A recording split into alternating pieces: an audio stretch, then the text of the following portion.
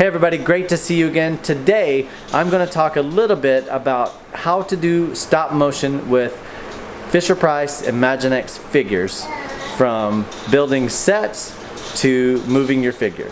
Check it out.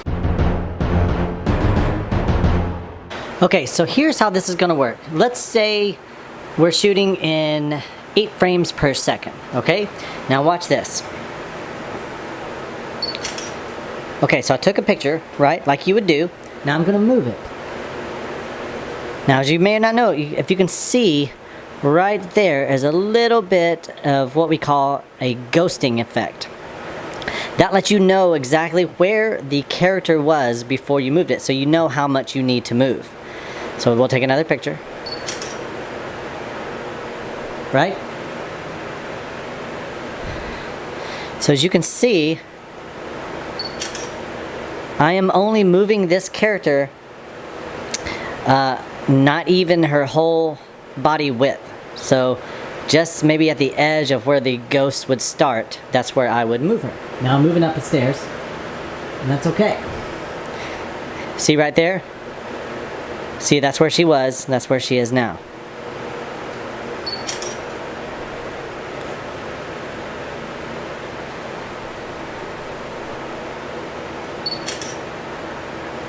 All right. We'll move her.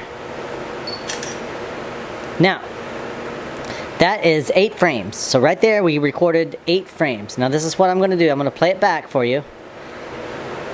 And this is what it'll look like. Okay? But that is not 8 frames. That is 5 frames. So I'm going to move it right here. That's in the options. And now I'm going to replay it here. You can see a little bit smoother. See how that's a little bit smoother? Now, here's what I want you to learn from what I just showed you. It's okay to use 5 frames per second. It's a little bit better to use 8 frames per second. But make sure when you're doing it to keep the camera completely still. This is on a tripod right now. The phone is on a tripod. It is not moving. So that is the base of my shot. It's a wide shot. Okay, if I need to get closer, then I'm going to move the camera closer. But I would not, at this point in time, worry about getting the camera closer.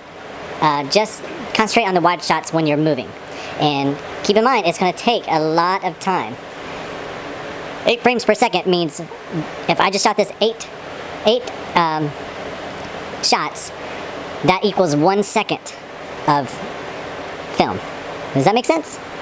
Okay, so another thing that's important is your backdrops. You guys are doing so good with coming up with the story, which is great. That's the first key element, is coming up with a story.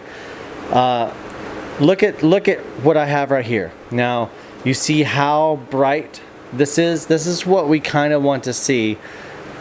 It's when you make it too dark, you can't really see what the characters are doing. So just make it a little brighter. And we use, if I can show this here to you, I can't. So here's what I'm going to do. Stop. All right, now you see this right here? This is a simple $5 desk lamp. LED desk lamp. See how bright that is?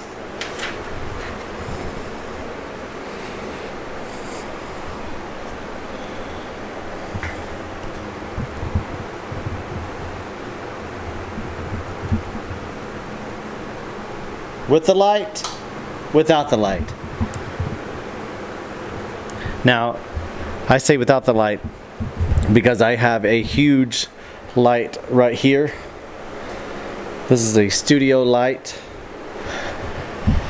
So that's making it bright, and that's gonna that could do the work. But these desk lamps, this is what I used for all of season 1.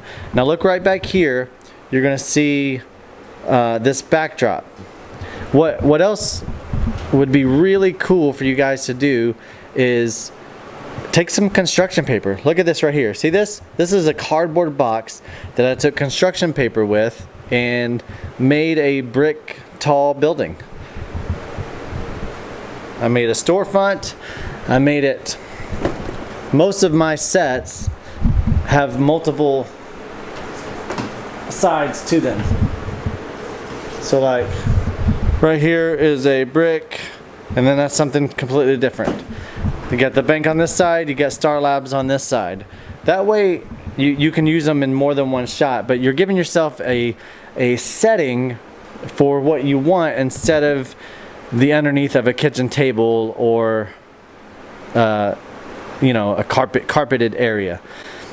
Use what you can, but if you can get away with making these, like this backdrop right here is poster board. It's literally just blue poster board. I cut out some white clouds, made a silhouette of some buildings, and that's always my backdrop. These things are super cheap. They're like, I don't know, $1 right here. Cardboard boxes. I'm sure you can find cardboard boxes laying around somewhere with construction paper and a marker. You can do so much with them. The resources are there, and it's very cheap. We do this on our own dime, so everything here is very inexpensive. Now here's where it can get a little costly, but not even really. I only say that because, see this right here? I made this originally to be Dracula's layer, but now I'm using it for the inside of Star Labs, which is cool, but these were all printed out. This is just paper, and I glued it to cardboard. You don't want to print that out, but check this out. I went to Michael's, and they have this little, they're not little, they're like 12 by 12 pieces of paper, but that is a full cool backdrop. That could be anything. They have brick buildings. There's so much. These things are like 89 cents a piece.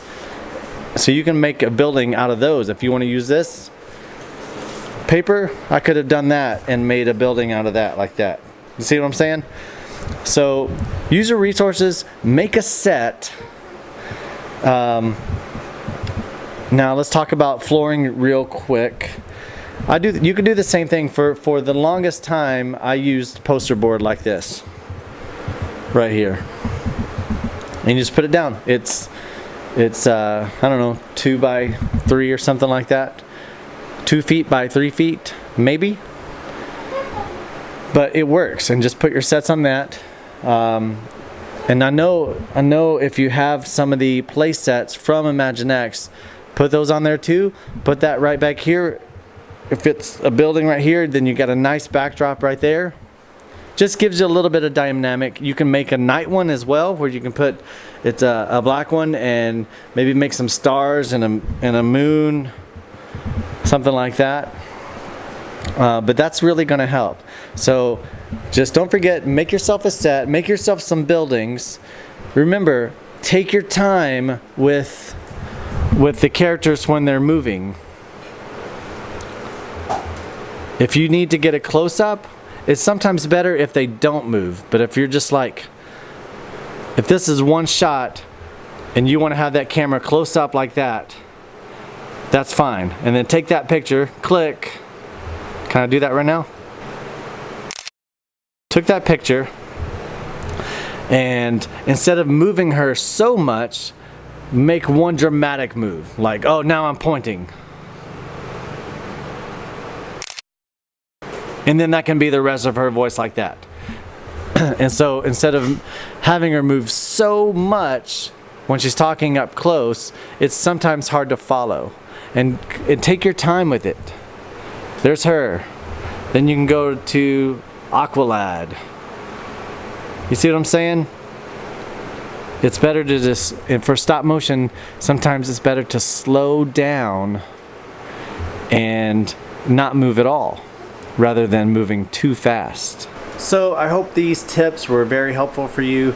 Remember, this is more specifically with imgaginext figures, moving them, but using the backdrops and taking your time and making sure you move each little movement.